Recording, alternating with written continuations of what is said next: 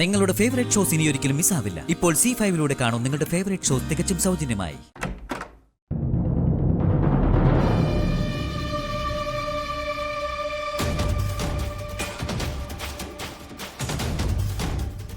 താൻ കുറെ നേരമായിട്ട് ആലോചിക്കുന്നതല്ലാതെ ഒന്നും പറഞ്ഞില്ലല്ലോ.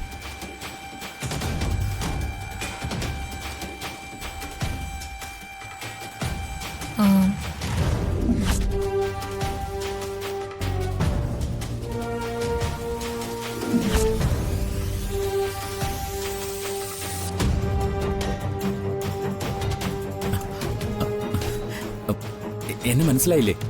ഞാൻ ധനുഷ്, ഓഫീസിലെ പുതിയ വൈസ് പ്രസിഡന്റ്. അത് മനസ്സിലായി. ഇത് മനസ്സിലായില്ല. ഏത്?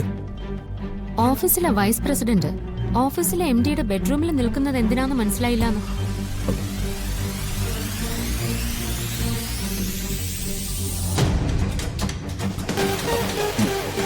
ഞാൻ ഫയലുകളുമായിട്ട് നന്ദൻ സാറിനെ ഒന്ന് കാണാൻ വന്നതാ.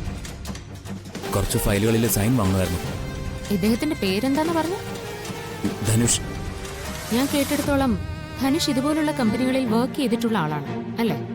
അതെ, ഇവിടെ വരുന്നതിന് മുൻപ് മറ്റു കമ്പനികളിൽ വർക്ക് ചെയ്തിട്ടുണ്ട്. അവിടെയൊക്കെ ഫയൽ സൈൻ ചെയ്ത് വാങ്ങിക്കാൻ MD-യുടെ കിടപ്പുമുറിയിലാണോ ചെല്ലാറ്?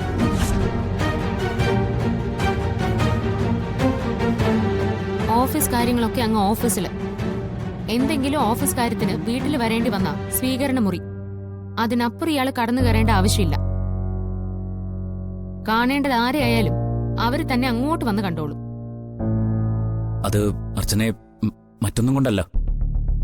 അവന്തികമ്മയുടെ ഇവിടെ ഉണ്ടെന്ന് അറിഞ്ഞപ്പോ ചില ഓഫീസ് കാര്യങ്ങൾ സംസാരിക്കാൻ. അങ്ങനെ ഓഫീസ് കാര്യങ്ങൾ സംസാരിക്കാനും മാത്രം ഈ മാഡം ഇപ്പൊ ഓഫീസിലെ ആരുമല്ല.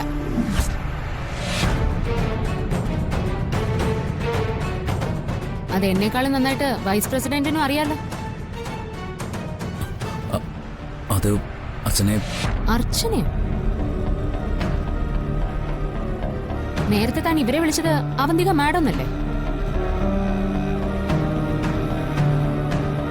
ഞങ്ങള് രണ്ടുപേരും നെല്ലിശ്ശേരി അസോസിയേറ്റ്സിന്റെ 2 MD-മാരുടെ ഭാര്യമാരാണ്. എനിക്കില്ലാത്ത ഒരു യോഗ്യതയും അധികാരവും ഈ നിൽക്കുന്ന മാഡത്തിനും ഇല്ല. അതുകൊണ്ട് ഈ മാഡത്തിനെ താൻ മാഡം എന്നാണ് വിളിക്കുന്നതെങ്കിൽ ഈ മാഡത്തിനെയും അങ്ങനെ തന്നെ വിളിക്കുന്നു.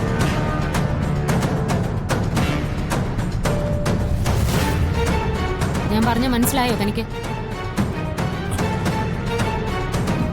മനസ്സിലായി മനസ്സിലായി അർച്ചന മാഡം.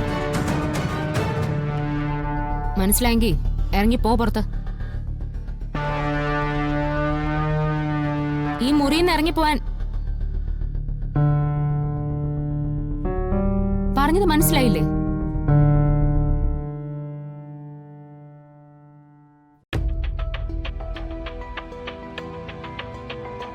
വീട്ടിലെ ആണുങ്ങളെ കാണാൻ വരുന്നവരെ ബെഡ്റൂമിലേക്ക് വിളിച്ചു വരുത്തുകയും അവർക്ക് വരാനുള്ള സ്വാതന്ത്ര്യം കൊടുക്കുന്നതും അത്ര നല്ല സ്വഭാവമല്ല. മര്യാദ എന്നൊന്നുണ്ട്. അതറിയില്ലെങ്കിൽ പഠിക്കണം ആരായാലും.